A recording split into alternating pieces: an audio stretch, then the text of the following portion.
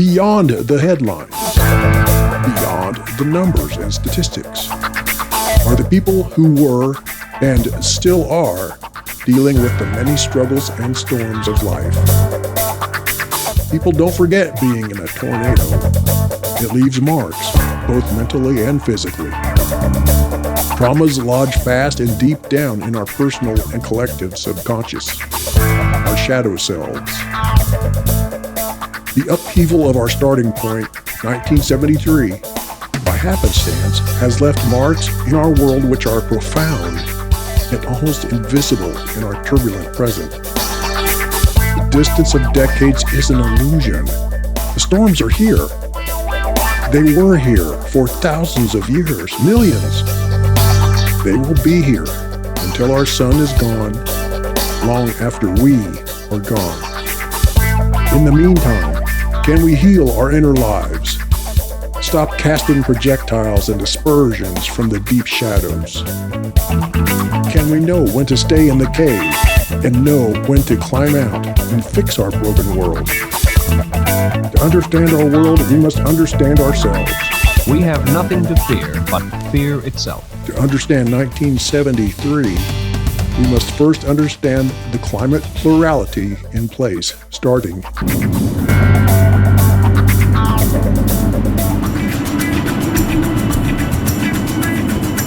And most people watch Walter Cronkite, Most Trusted Man in America. By the military-industrial complex. We choose to go to the moon in this decade and do the other thing. President Kennedy died at 1 p.m. Anti-war protests are Gunsmoke was on TV. Hello, Americans.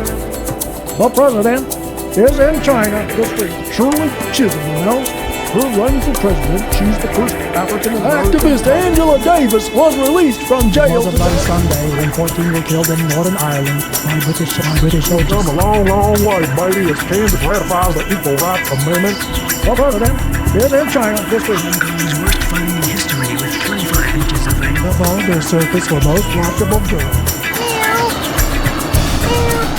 And Apollo 16 lifts off with over 200 million pounds Hurricane Agnes killed 117 on the East Coast with over 2 million. The photo shows a 9-year-old burned by napalm, apparently from friendly George fire. Wallace survived an assassination attempt. The Black Hills flooding killed 238 in South Dakota. Now calling her Hanoi Jane.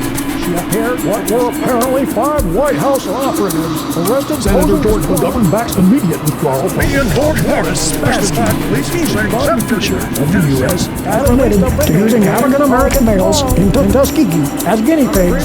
To ban biological warfare signed by 7 Large-scale bombing continued by the U.S. and Nixon said no new draftees will be sent to Vietnam. The Oakland Athletics have won the World Series and the first black Major League player, Jackie Robinson, has died. And Apollo 17, the last man blue water has launched a 200 million pound thrust. the bestseller is called The Beauty of Sex, and it has lots of fun. The group calling it a rainbow gathering in the Colorado. Hans Ziegler says troops are down to 27,000 and that they're beginning 11 Olympians were killed in Munich. Meanwhile, U.S. National Security Advisor Kissinger said peace is at hand. The United Nations declared international human rights. Nixon has increased Social Security by $5.3 billion. The FBI has hired its first female agents. And then when Watergate broke, it seemed like everything kind of crumbled around it. I was raised in a conservative family, and my parents supported the president. They thought at the time he didn't do anything that other presidents hadn't done. But they followed it very closely, and they were watching the hearings and that, and there were quite a few discussions between my parents and their friends on what was happening and how it was handled, and there was not always agreement. Dr. Kissinger, call. Yeah, thank you. Thank you. Assuming we go forward with our plan, just talking to the North, my view is we talk and we settle, right, with them. I think this thing is going to happen just before your inauguration. I would. Richard Nixon was our president after LBJ, and I never did like him very much. He had been Eisenhower's vice president. That's why I don't want Agnew to blow it before the inauguration. I don't plan to. Under these circumstances, I can't say much about it. I'm going to have to play it very close to the vest. And he finally resigned. Nixon, I sat in this living room and watched him leave the White House. Nixon had left the room. The plumbers. In any organization, the man at the top must bear the responsibility. He could do no wrong, though, according to my dad. My dad just thought the world of Nixon. A huge landslide margin means nothing at all, unless it is a victory for America. It will be a victory for America only if in these next 4 years, we, all of us, can work together to achieve our common great goals of peace at home and peace for all nations in the world.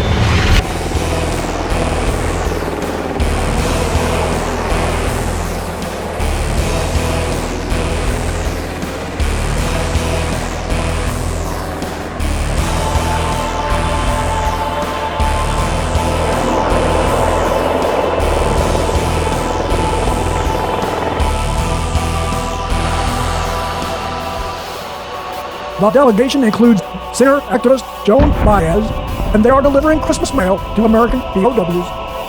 President Nixon's Christmas bombings have been widely criticized. The point is that, as we know, we couldn't do it with anything but B-52s because, goddammit, there's nothing else that can fly at this time of year. Mr. President, within 10 days, you got these guys to the table, which no other method could have done.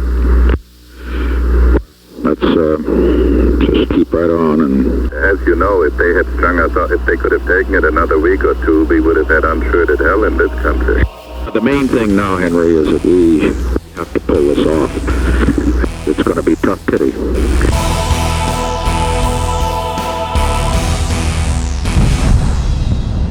I'm Jim Deister. I served in the Army from November of 1966 until October 1st of 1968.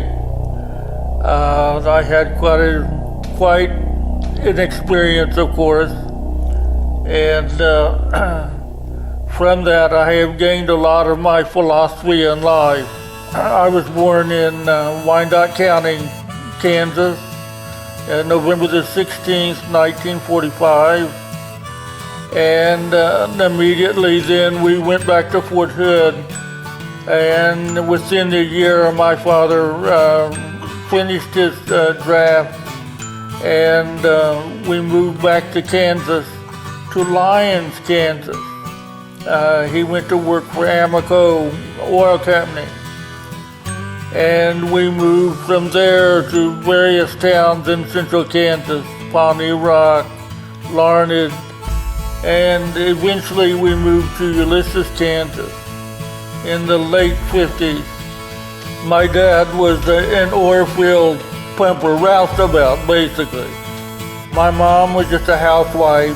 She did do some work at the library, some work as a nurse aide, but most of the time it was just a housekeeper. And of course she volunteered for several things.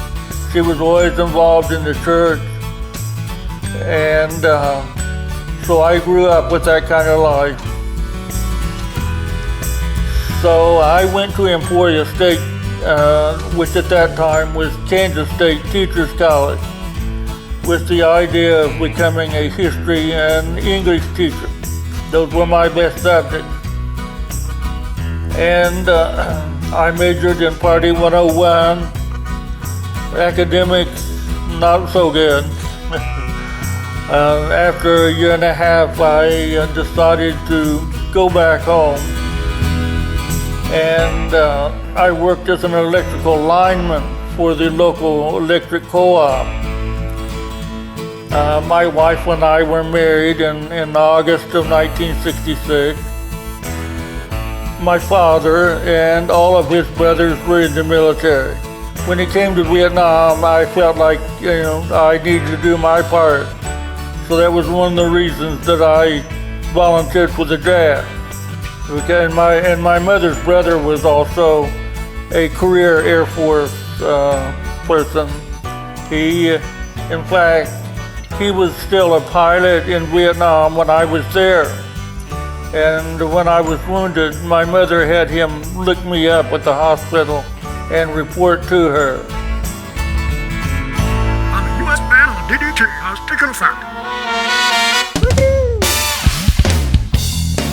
The time has passed when America will make every other nation's conflict our own, or presume to tell the people of other nations how to manage their own affairs. I, Richard Nixon, do solemnly swear that I will faithfully execute the office of President of the United States. In the ruling, the Supreme Court said that the case of Roe v. Wade hinged on a right to privacy in obtaining an abortion. Opponents saying that the Paris Peace Accord is to end U.S. involvement in the war. And psychedelic British band Pink Floyd proves you don't need a moon rocket. The Senate unanimously voted to create a select committee on presidential activities. The American Indian movement has occupied Wounded Knee, the program John Talk. And the reasons for this being are the treatment of American Indians today by the film industry and on television. It looks like April showers aren't fooling around as spring flooding is rampant across Kansas. The president announced today the suspension of offensive actions in North Vietnam. Madness.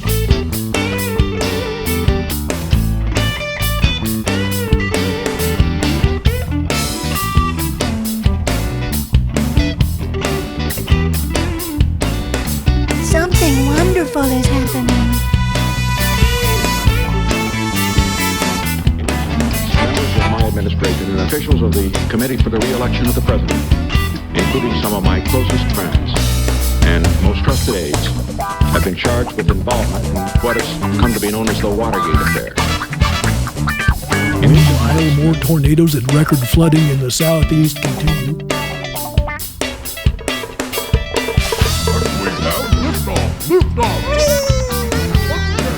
Governor Dogging declared 54 Kansas counties disaster areas. The large fishing boat was lofted, then capsized by the funnel. At least 6 tornadoes destroyed 15 homes near Wichita. President Nixon has begun talks with Soviet leaders. They taught the public to stop trusting. Scared to death. As a kid, I think I was probably scared to so death. close, So scary to be that close to it. I think everybody was afraid.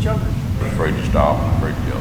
In the kind of Walter Cronkite era, that was Nixon and Agnew that really started the mess for us. There's something sort of uniquely amazing about trying to find comedic relief in the midst of a complete catastrophe.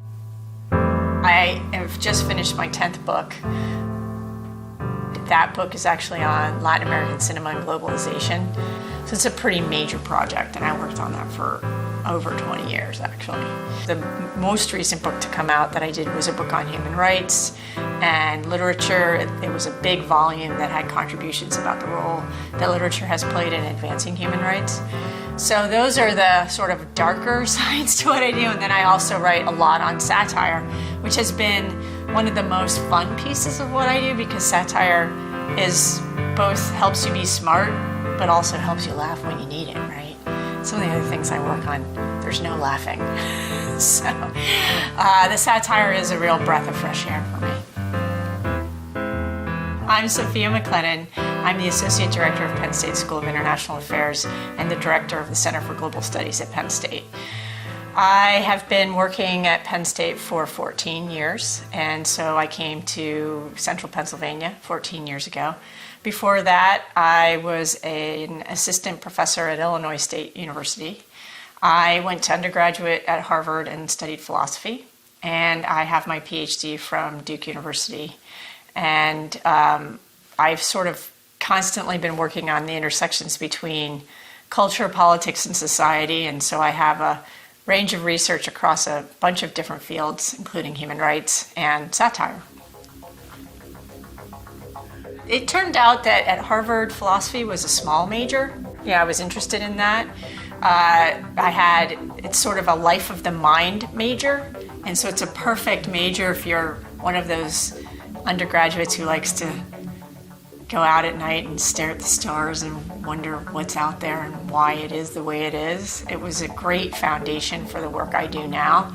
At Harvard, we had to do a course, so we had to do sciences and social sciences, and I also did basically a major in Spanish. But I really enjoyed studying philosophy because it sort of lets you think about the big questions, right? And how the world works and what's just, what's right. I did a lot of work in ethics. Not because they are easy, but because they are hard. I was pretty much raised by my mom. My father is Afghan, and my parents had sort of an amazing romance, which turned out to be not a great marriage. And so when my mother separated and divorced from my dad, she moved to South Florida. My father was working for the International Monetary Fund at the time, so we were living in the DC area. So we moved to South Florida because my mom had a network and my grandparents lived there, and I had uncles that lived down there too. So I ended up mostly growing up in South Florida. We moved when I was about 8. And my grandfather was an art history professor, so I grew up with a lot of art and a lot of debates about art and what art does and why it's important. And so and my mom was a little bit of a hippie. She was really funny because we would be little kids and she'd say, "See that sign over there that says, 'Don't step on the grass'? Let's go do it." So she had this sort of free spirit, question authority personality, so I grew up with that too. And I think that really, some of those things have influenced the way I work, right? So a deep sense of justice and ethics, but then also a kind of desire to ask questions about why we take certain things for granted that maybe we don't need to. And then again, that appreciation for art and how art helps make the world better, right? That was a big part of growing up for me.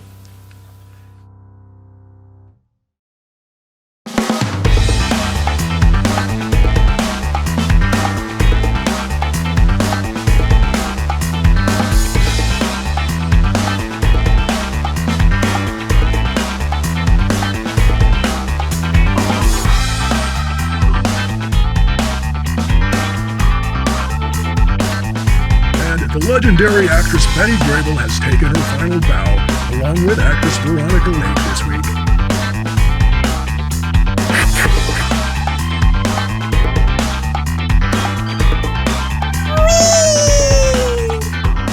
If you are a true scientist, you don't get offended by somebody questioning your particular stance.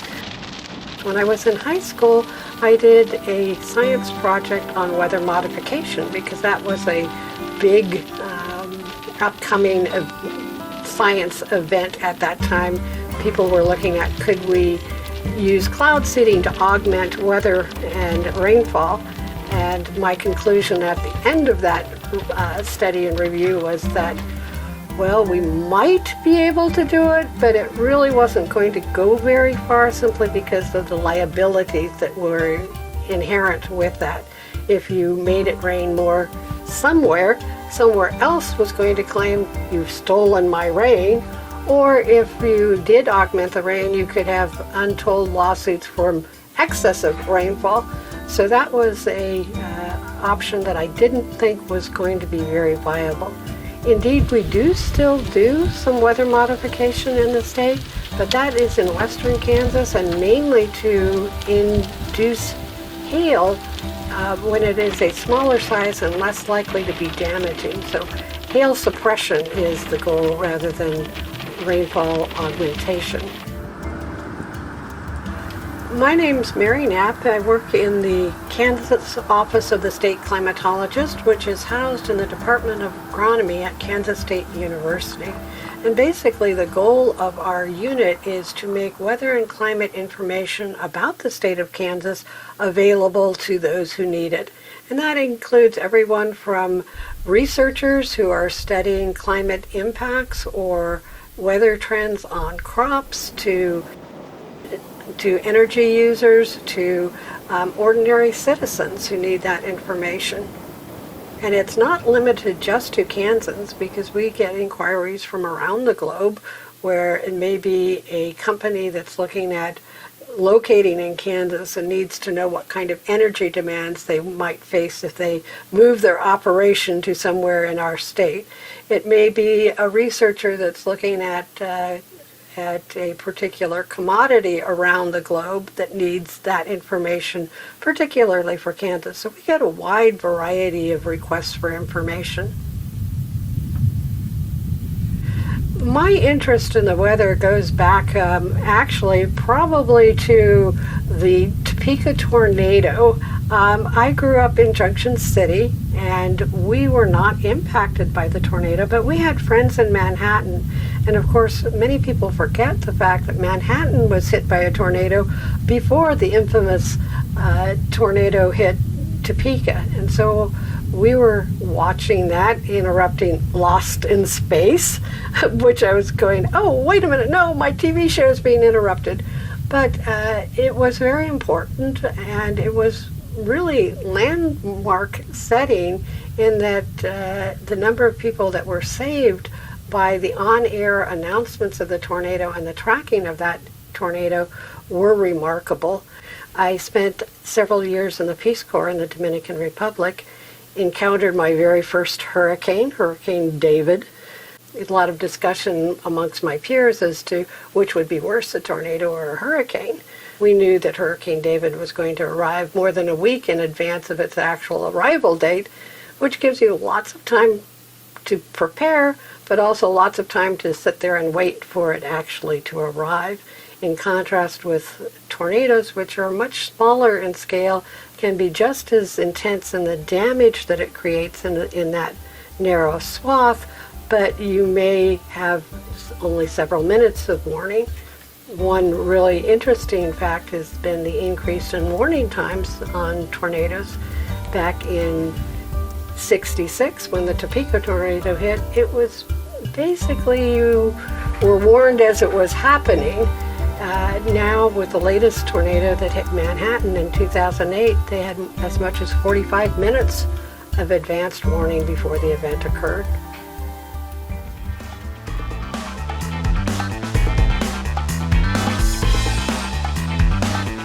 The Soviet Mars space probe was launched today in the space race.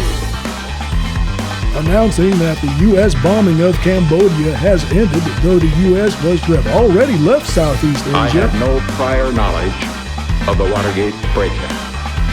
I neither took part in nor knew about any of the subsequent cover-up activities.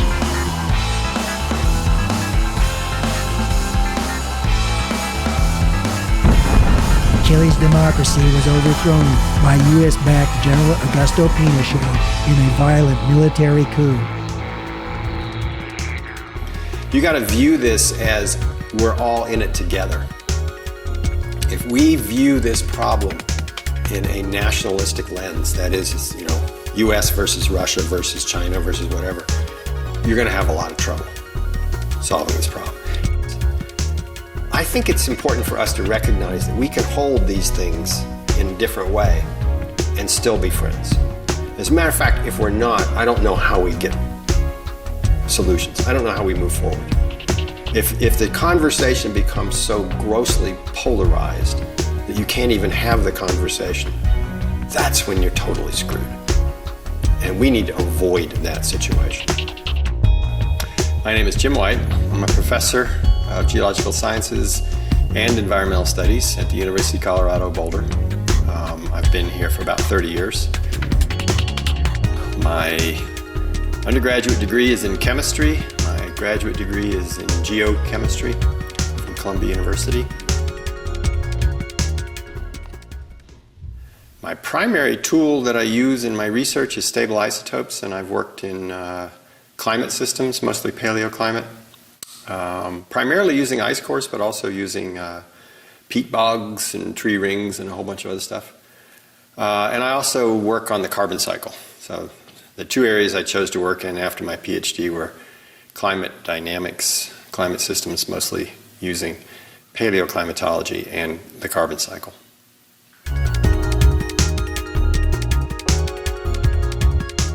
I've given Several invited lectures in the last few years. I was elected to the American Academy for Advancement Science. I have been a highly cited author. That changes from year to year. I have something in the neighborhood of 180 publications and 17,000 citations and something like that. So, my work has obviously had some impact in both areas, both in climate dynamics and in carbon cycle. As time goes by, we've gotten better and better at understanding our planet, but we're still very much in our infancy when it comes to understanding how the planet functions. So to put it another way, we live in a world in which is controlled by physics, physical principles, and those physical principles are understandable at some level. And as we understand them better, we have better predictive power for what the world's going to look like down the road. This storm is still tornado warned. And some sad news tonight. Up-and-coming singer-songwriter Jim Croce and 5 others died in a plane crash in Louisiana tonight. Croce was 30 years old. An estimated 90 million viewers worldwide saw tennis star Billie Jean King defeat Bobby Riggs today in what was called the Battle of the Sexes. Over 20,000 viewers. So I'm building that trust and rapport, and I tell people that, when you hear those sirens go off, that's me making that decision. That's me behind that button. The decision on when to set those sirens off. I wish I could tell you the method to the madness on that one, but it really comes from a lot of experience, a lot of communication, a lot of the information that we're getting from whether it be citizens, whether mainly our storm spotters, our trained storm spotters, our responders. And it's one of those things, it's trying to find that happy balance as to when to set them off, give people enough warning time that we are not scaring people, but we're getting and making them pay attention. Sirens are not the answer. They're not the only answer to warning. After a disaster, we say in the emergency management world that you typically have a disaster declaration in one hand for the county commissioners to sign and a resignation letter in the other hand. That's the joke in the emergency management world. Yeah. But sometimes it's true. I'm Hannah Stambaugh. I am the Director of Emergency Management for Saline County, Kansas. I grew up in rural Pottawatomie County, Kansas, in a town called Wheaton. I have 3 other siblings. 2 of them live here in the state of Kansas, and 1 lives in Portland, Oregon. I also have a 15-year-old son, whose name is Jace, and a sophomore at Rock Creek High School. My dad lives in Kansas City. He works for the Metro bus company that does all of the public transportation in the KC Metro area. And my mother is a registered nurse and works at the behavioral health floor here at Salina Regional Health Center.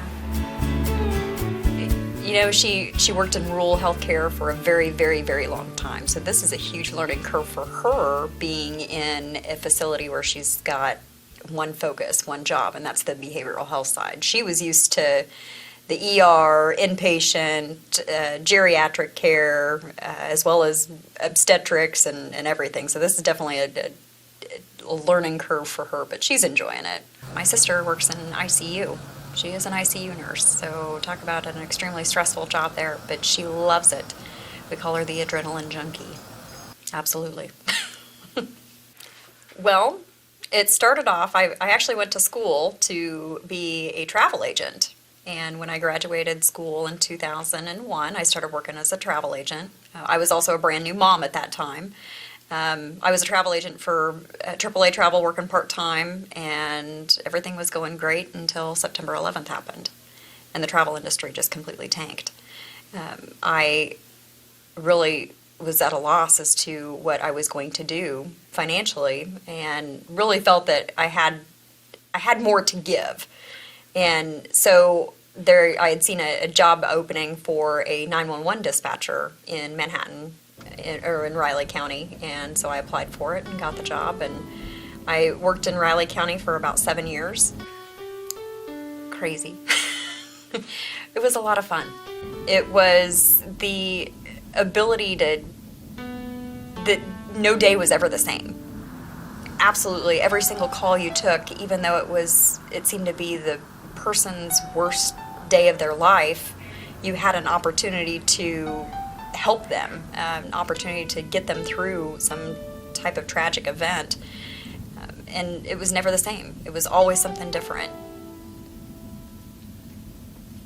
And then I decided that I wanted to move to Salina for just personal reasons and liking the town here, the family-friendly atmosphere. So I moved here in 2007, continued to work as a 911 dispatcher. But when I worked in Manhattan, I got to know the emergency manager there in Riley County really well. And I just thought he always had the coolest job. And I don't know exactly what it was, just he was a great guy. He still is the current emergency manager there. And it was just one of those things that I always thought that it would be a really neat thing to get into. Well, while I was working as a dispatcher here in Salina, the deputy director position became available for Saline County. And I just had that, well, you know, if I don't do it, if I don't try, I'm going to kick myself for the rest of my life. And so I applied, and I was hired in May of 2010, and I've loved it ever since. There were some events that happened, and I was appointed as the director in August of 2012. So I've been here in Saline County for, oh, good gracious, what does that make it? Almost, it'll be 7 years in May. So it's definitely been an adventure. We have Chris, Kevin, and Rob, and each one of them will be doing some sections and education on this particular talk. So I'm going to turn it over to them, but I want to thank you guys very much and appreciation for you guys showing up and being a part of this tonight. All right, thanks, Hannah. Yeah, you guys. I've loved it every step of the way. And I tell everybody from the very beginning, it was the people that I've either talked to on the phone or the radio for so many years, I've actually gotten to meet in person. I've actually gotten to interact with them. And that is, I think, the huge basis of any type of emergency management position anywhere is the relationship building. And I've had that opportunity throughout my career as a dispatcher and now through emergency management. I think what made me have the ability to be able to handle stress is just the way that I grew up. I grew up in a first responder household. My grandfather was a fire chief, my mom was a nurse, my grandma was a nurse, my uncle was a nurse. And we lived in a small town, so of course everybody knew everything that you did before you even did it, and everything. Any tragedy that happened in a small town like that affected everybody, and so I think that kind of contributed to the ability for me to be able to handle stress, is being able to see a lot of stuff when I was growing up, and whether it be good things or bad things, I don't know. And just regular challenges in life. I think this probably, I had a child when I was 17, so that obviously is a life stressor, but it shows that there's things out there that you can do to still be a good parent even at a young age. But it's extremely challenging.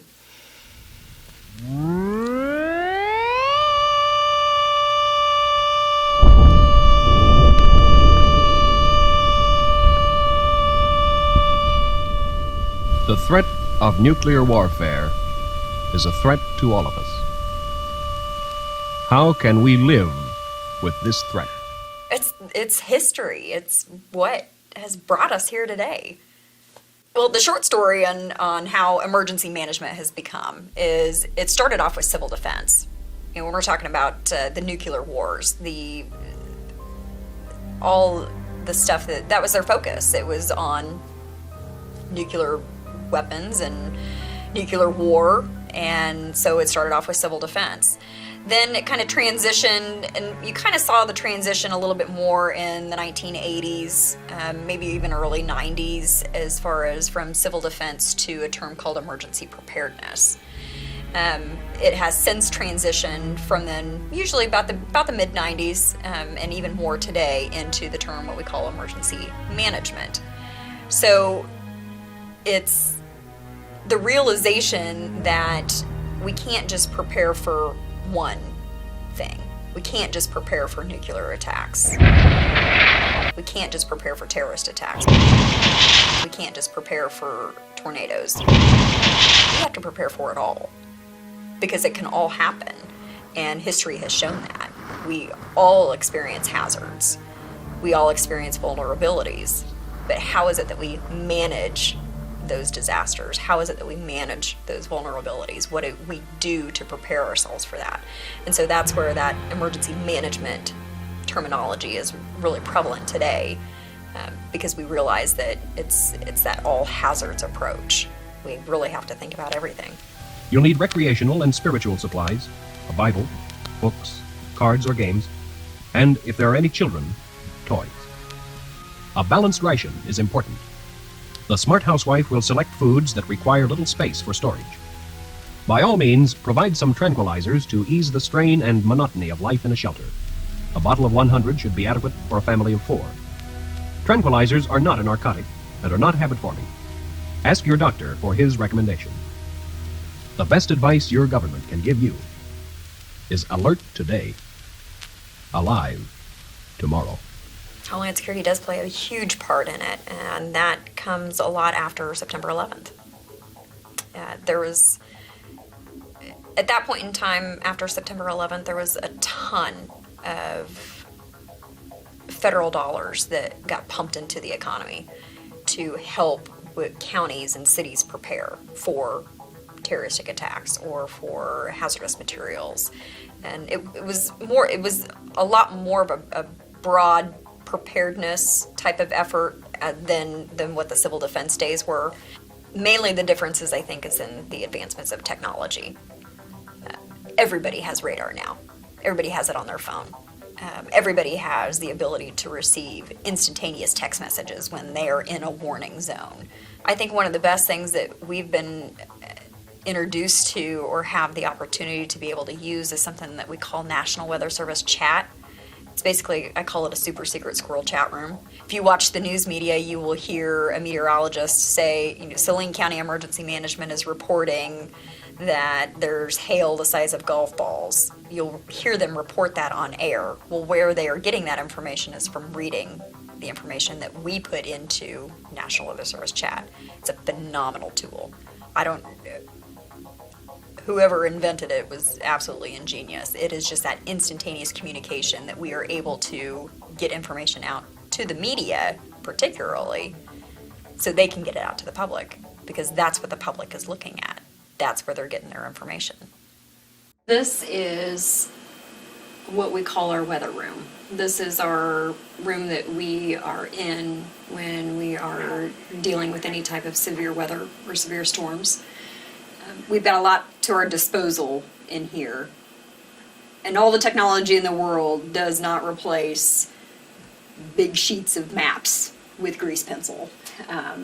So typically when we're receiving information or receiving notifications from our storm spotters or from the citizens or from our responders out on the street, we take a grease pencil and we just write down information pretty rapidly about what's going on. That way we are able to quickly have a baseline of situational awareness as far as when we're talking about tornadic events, where the damage path is at. There's a couple other things that are on here too. The road closure piece of it, pretty darn important when we're trying to send our storm spotters to certain locations. We want to make sure that we're not going to set them down a path that is, number one, in the way of any type of storm, or down a road that they're not going to be able to get down because of it being closed.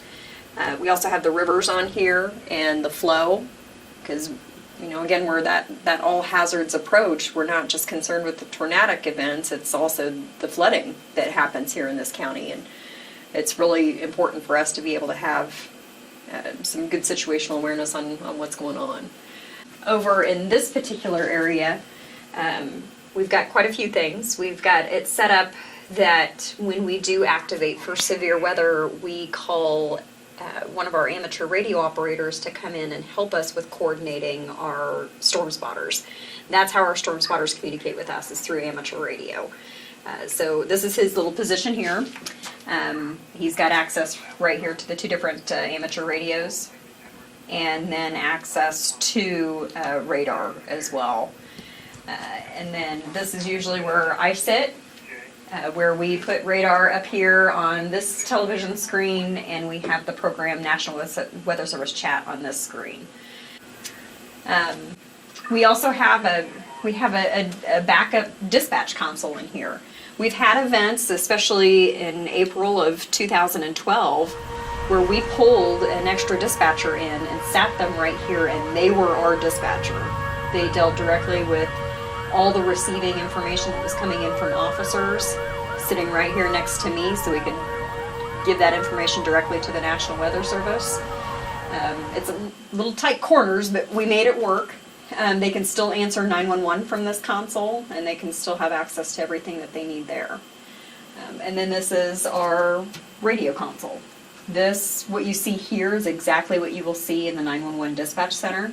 This is where we have the ability to set off the tornado sirens. And just to show you, it's as simple click as a button. Just storm siren, and then these are the different activation buttons for the sirens that we have in Salina, Asteria, Brookville, New Cambria, and Smolin. We do not have the ability to set off the siren that's in the city of Gypsum, so you won't see that one on there. But we have just all the capabilities of a 911 dispatch console right here, and then beyond this door is the actual 911 dispatch center. So we can do a lot in this small little space. It gets a little crammed in here sometimes, especially during big weather events, because there's a lot of people that come down and want to find out what's going on, or look at the radar and tell us or ask us questions about what's happening. But our goals are to try to keep the public safe as best as possible, try to give the information to our responders as well, try to keep them out of hazardous situations too. So, it's cool stuff.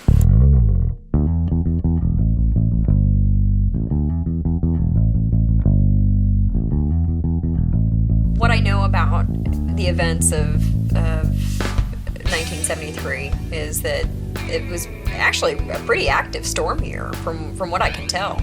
That there was actually storms and flooding that happened in May that was a presidentially declared disaster in May, and then the storms that happened in September that became presidentially declared disasters as well. So there's not a whole lot of documentation that we've been able to really follow other than the damage assessment piece of it. And if I remember correctly, I also have some documentation that shows like how much that disaster cost. So that was, it was about $2 million. Just this county. And that's pretty significant when you're talking about, 1973. I wish there would have been more documentation from the emergency management, preparedness side of things. Because, in our day of age, we have to document absolutely everything.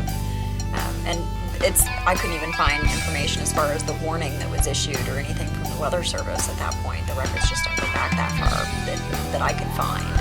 And I wish that there was more, because I think there was definitely some lessons learned. There was definitely some things, some takeaways from that event that had to have influenced the way that we do things now. That's just how our world works, and there really isn't anything. There's not even any meeting minutes. There's no after action. There's nothing that shows the timeline of events other than the time that the first tornado hit, just about 4 o'clock in the afternoon, and the other touchdown that happened too, just north of the county. And then, of course, the other events that happened that same day in other parts of Kansas. So I wish that there was more. I really do. I wish that there was more. I wish that there was more. I wish that there was more. I wish that there was more. There was more. There was more. There was more. There was more. More.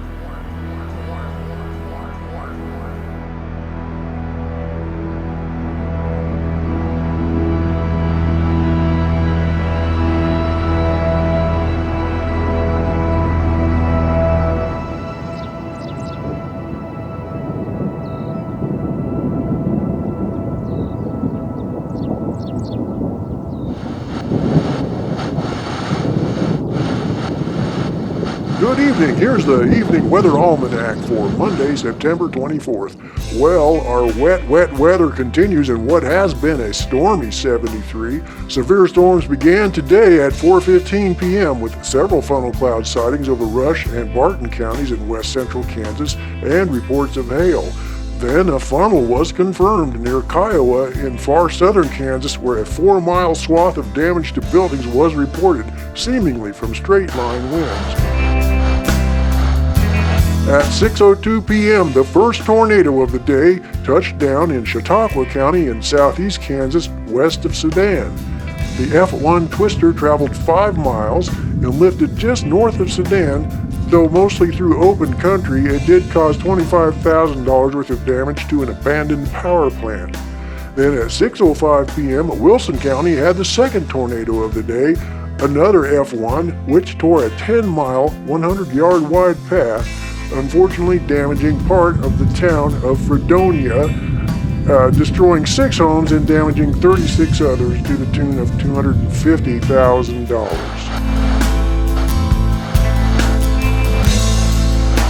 At 7:10 p.m., Allen County had 1 injury when thunderstorm winds overturned a mobile home and damaged a mobile home factory 3 miles south of Humboldt. Then just over the state line in far northeast Oklahoma, there was an F3 tornado touchdown just 2 miles northeast of Veneta, becoming the longest track of the day. Cars were blown from the highway at the Afton Turnpike gate, and the cell seemed to take a left turn, moving the tornado toward Miami, Oklahoma. It blew more cars off the road 3 miles south of town before lifting at the edge of Miami. It caused $250,000 worth of damage and injured 14 people. Several homes and 8 farms were damaged, and 7 homes were destroyed at 9 o'clock tonight. Back in southeast Kansas, the violent storms continued as a severe thunderstorm dropped baseball-sized hail, and an F2 twister passed 1 mile west of Xenia, Kansas, on an 8-mile, 60-yard wide path. 5 farmsteads were damaged and 3 homes and several outbuildings destroyed, causing $250,000 in damages. At 8:45 p.m., a funnel cloud was sighted just 2 miles west of Blue Mound, and an F1 tornado touched down in Crawford County at 9:04 p.m., took a 2-mile path, unroofing several homes north of Girard and destroying a tractor garage, causing $25,000 in damage there. That is this evening's Weather Almanac for September 24th, 1973.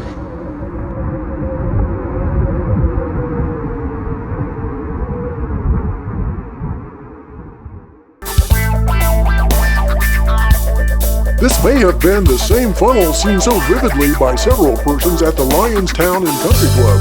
I didn't really like the 70s music. It was sappy. We farmed, I don't know, about 4,000 acres. That's a hole in the ground we came out of. The house was gone. The sheds were gone.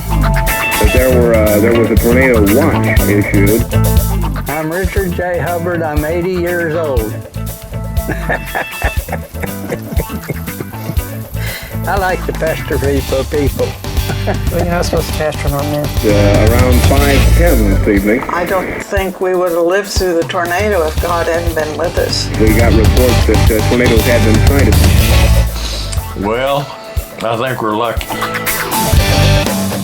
The first reports received around 5:20 this evening. About 2 o'clock in the morning, I heard a mortar slide down the tube, and that's something you never forget. It affected me for a lot of years after.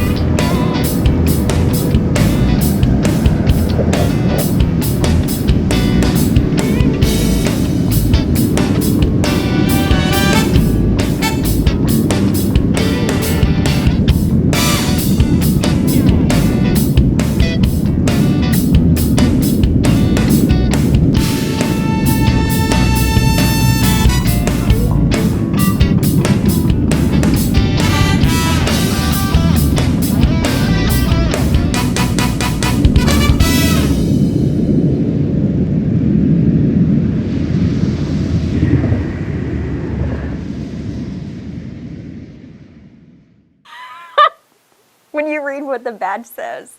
Can you read what it says? What's it say? It says Brothel Inspector. Are you trained for that? No. Goodbye to Hannah gift when I left Riley County, when I left Manhattan. I always told them that I wanted one of those mount me hats, you know, the troopers wore it, so my favorite officer got me that hat. Mount me hat? That's what I called them.